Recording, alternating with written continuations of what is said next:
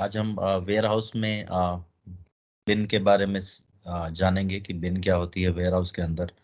पहले डिस्कस करने से पहले मैं आपको दिखा देता हूँ कि वेयर हाउस में जो स्टोरेज एरिया होता है, स्टोरेज एरिया क्या होता है, जिस तरीके का जो वेयर हाउस है उसमें हमारे सब डिवीजन होते हैं अलग अलग। जैसे कुछ मटेरियल है उसमें स्टोरेज होती है, जैसे हाई रैक स्टोरेज है। तो आप जैसे ये इमेज देख सकते हैं, ये हमारी हाई रैक स्टोरेज है जिसमें मटेरियल जो है वो रैक में रखे जाते हैं। तो हाई रैक स्टोरेज इसलिए इसको इसलिए बोलते हैं, आप देख सकते हैं इसमें जो एजिल है, agile wise, section wise, number of rack में हम वर्टिकल स्पेस यूटिलाइज करते हैं वेयर हाउस के अंदर। तो इसको बोलते हैं हाई रैक स्टोरेज। तो इस वॉल्यूमेट्रिक जो है स्पेस यूज करके और हम यहाँ बहुत सारा मटेरियल यूज कर सकते हैं, इसलिए इसको हाई रैक स्टोरेज बोलते हैं। तो एक तो जो हाई रैक स्टोरेज होती है उसकी बिन होती है। अब इसकी बात करेंगे कि बिन होती क्या है। तो बिन वो फिजिकल लोकेशन होती है जहां पे हम मटेरियल को रखते हैं। जैसे कि आप देख सकते हैं यहाँ पे, जैसे ये मैं इसकी बात कर रहा हूँ, तो ये एक बिन हो गई इसकी, जहाँ पे फिजिकली ये मटेरियल रखा हुआ है। तो यहाँ पे देखिए डिफरेंशिएट कैसे किया हुआ है बिन को। तो एक जो है ये नीचे की देख सकते हैं, नीचे की एक रो है, रो 1, इसको रो 2 बोल सकते हैं, इसको रो 3, रो 4। तो हाई रैक में क्या होता है, वॉल्यूम वाइज मटेरियल जो है वॉल्यूमेट्रिक स्पेस को यूज करता है। और हर रो का एक नॉमेनक्लेचर हो सकता है वेयर हाउस में, ताकि ये आइडेंटिफाई किया जा सके कि लोअर रो की बिने कौन सी हैं, अपर रो की बिने कौन सी हैं। इसको वेयर हाउस में डिफरेंट डिफरेंट टेक्नोलॉजी में नई तरीके से यूज किया जा रहा है, ताकि ये आइडेंटिफाई किया जा सके कि जो पिकिंग है या जो मटेरियल मूवमेंट है वो कहाँ से ज्यादा एफर्ट लेती है। तो जैसे ग्राउंड लेवल से एफर्ट बहुत कम लगता है, आपको पता है कि किसी भी इक्विपमेंट की जरूरत नहीं है, तो वहां जाके बंदा आराम से अपना मटेरियल उठा सकता है, उसको किसी भी फोक लिफ्ट की, किसी चीज की ज्यादा अगर हल्का मटेरियल है तो जरूरत नहीं है। अगर हैवी मटेरियल है तो ऑब्वियसली फिर भी अब कंपैरिजन हम हाई रैक से देखें तो उसके लिए उसको स्टैकर और बड़ी इक्विपमेंट चाहिए उठाने के लिए, तो लो रैक से उठाना बहुत आसान होता है। तो नोमेनक्लेचर इस हिसाब से की जाती है ताकि सिस्टम वाइज भी शॉर्टिंग और सिस्टम वाइज आइडेंटिफिकेशन, साथ के साथ फिजिकली आइडेंटिफिकेशन, दोनों साथ साथ सिमिलर रहे। तो जैसा कि आपने देखा, मेन जो है बिन का काम है मटेरियल को जहाँ पे हम रखते हैं उसको बिन कहते हैं, जहाँ पे मटेरियल को स्टोर करते हैं। अब इसी में इसकी डेफिनेशन से इस क्लियर होता है कि अब स्टोर जो हम चीज करने जा रहे हैं वो है मटेरियल।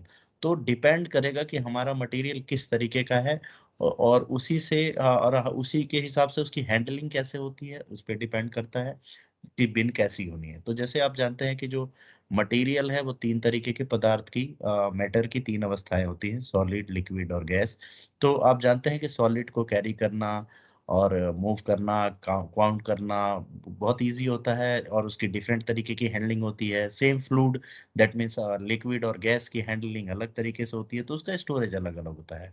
तो जहां पे भी हम वेयर हाउस के अंदर मटेरियल स्टोर करते हैं उसे बिन कहते हैं। तो जैसे आपने हाई स्टोरेज की बिन देख ली, ऐसे ही अब हम आते हैं, ये देखिए जैसे आप, अब आपके पास कई होती हैं मूवेबल बिन होती हैं, जिसमें आप क्या करते हैं, जो वेयर हाउस में जो पर्सन होता है वो मूव करते हुए मटेरियल को पिक करता जाता है। और इसको कई जगह कार्ट भी बोल देते हैं, कई जगह इसको शेल्व की तरीके से है, जैसे आप देख सकते हैं इसको शेल्व बोलते हैं। और छोटी छोटी सी बिन्स हैं इसके अंदर, तो हम डिफरेंट टाइप के स्मॉल स्मॉल पार्ट को साथ में इसकी पिकिंग की जा सकती है। तो इसका एक अपना एडवांटेज है कि हमको बार बार 50 लोकेशंस पे नहीं जाना है, या 50 ऑर्डर हैं, या एक डिलीवरी है उसमें 20 तरीके के ऑर्डर हैं, तो आप एक ही साथ में उसको पिक करा जा सकता है। तो इस पिकिंग जो है उसको इजी करने के लिए इसका यूज किया जा सकता है, ताकि बार बार सेम ऑर्डर के लिए मूव नहीं करना पड़े और एक साथ कंबाइंड पिकिंग हो सके। तो इसका अपना एडवांटेज है। दूसरा, इसमें भी सॉलिड कैरी किया जाता है। तीसरा, अब आते हैं देखिए लिक्विड। जैसे मैंने कहा कि मटेरियल को स्टोर करना है, तो हमने अभी देखी हाई रैक स्टोरेज देखी, हमने अभी शेल्विंग रैक देखी। ओपन स्टोरेज में जैसे कई बार हैवी मटेरियल रख दिए जाते हैं, जैसे अगर ऑटोमोबाइल है तो कई बार टायर वगैरह सब ओपन स्टोरेज में रखा जाता है। सेम अब लिक्विड और गैस की बात करते हैं, तो जैसे आपको पता है कि लिक्विड को कैरी करने के लिए हमें वेसल की जरूरत है। तो इसमें जैसे ड्रम देख सकते हैं, तो इसमें लिक्विड वगैरह को ड्रम में स्टोर कर सकते हैं, और उसका बिन जो है वो इस तरीके से, ये भी रैक वाइज ही है। सो बट इसका जो मटेरियल कैरी करने के लिए हमें ड्रम्स की जरूरत पड़ेगी या वेसल की जरूरत पड़ेगी, क्योंकि लिक्विड है। सेम अगर मान लीजिए कई जगह आपने मटेरियल में जैसे साइलो सिलेंड्रिकल, सेम वर्टिकली बहुत सारा इसमें हम स्टोर कर सकते हैं, तो सेम भी ये वर्टिकली तरीका का स्टोरेज है। इसमें हम बहुत सारे छोटे छोटे से लाइक समझिए कि आप, हम इसमें ग्रेन्स रख सकते हैं। प्लास्टिक इंडस्ट्री है तो हम इसमें प्लास्टिक की जो आते हैं जिसकी मोल्डिंग होती है, वो रॉ मटेरियल जो होता है उसको स्टोरेज कर सकते हैं। अगर गैसेस है तो गैस वगैरह यूज कर सकते हैं। तो इस तरीके की जो है मटेरियल हैंडलिंग वेयर हाउस के अंदर और एरिया वाइज होती है। तो अब जैसे कि आपने देखा कि मटेरियल के हिसाब से उसकी प्लेसमेंट है, हायरार्की के अंदर हो या इस तरीके की बिन जो हमारी है कार्ड टाइप की, शेल्विंग रैक टाइप की हो, या हमारी जो है सिलेंड्रिकल हो, लिक्विड हो, या हमारा ग्रैनुलर, तो इस तरीके की बिन होती है। अब देखिए दोस्तों, अब ये मटेरियल को स्टोर करना है। अब बिन हो सकती है, वो लोकेशन होती है बिन जहां मटेरियल रखते हैं, मटेरियल कैसा भी हो सकता है। तो वेयर हाउस के अंदर हर लोकेशन को जहां पे वो गुड्स रखा गया है उसको उसकी बिन कहते हैं, ताकि उसकी फिजिकल डिटर्मिनेशन हो सके। तो जैसे कि आप देख सकते हैं, ये उसकी फिजिकल डिटर्मिनेशन, ये एक उस पार्ट की लोकेशन है।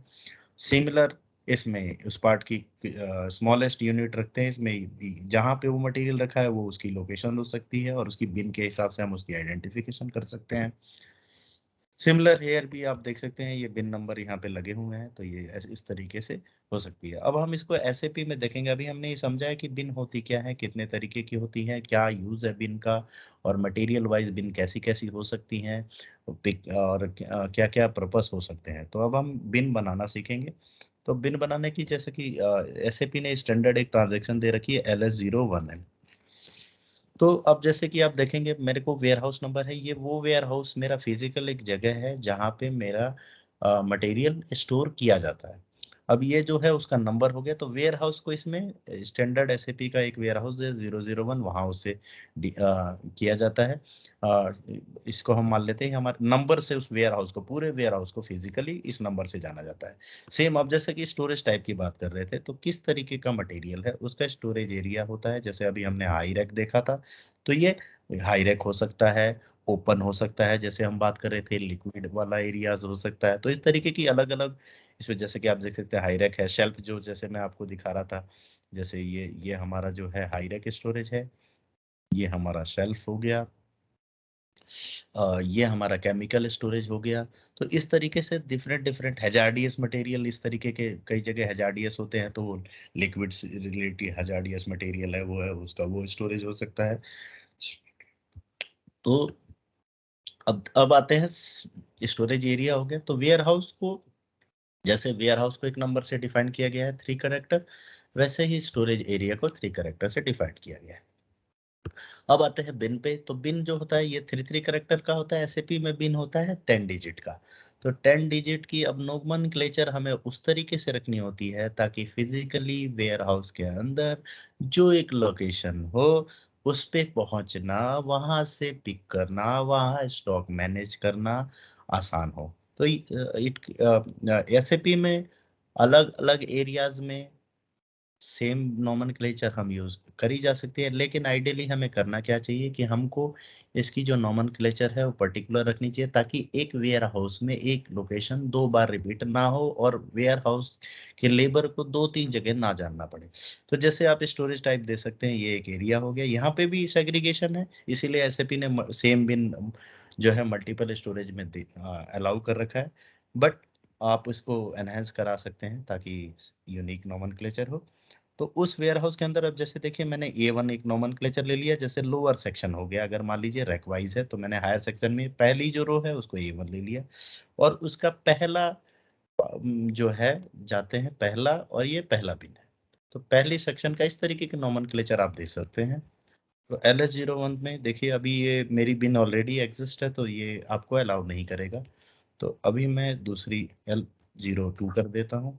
अब ये सेक्शन पूछता है, तो सेक्शन वही है। अब स्टोरेज टाइप में जैसे आपने देखा था कि हमारा जो है ये एरिया है सपोज कीजिए, तो ये उसके सेक्शंस हो गए। तो इसमें देखिए एक सेक्शन हो सकता है, दो सेक्शन हो सकता है, तीन हो सकता है, या आप इसको लोअर और ऊपर वाले को अपर इस तरीके से डिटरमाइन कर सकते हैं। तो सेक्शन जैसे मैंने ले लिया 001।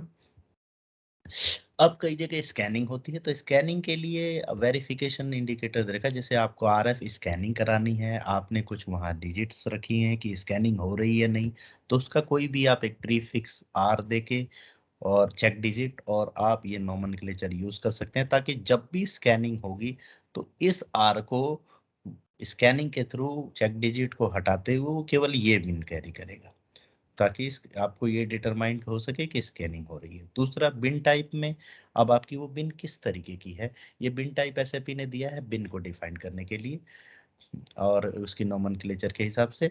दूसरा ये मैक्सिमम वेट और ये टोटल उस बिन की कैपेसिटी है, जो हम अगर हमारे यहाँ बिन कैपेसिटी है वो दे सकते हैं।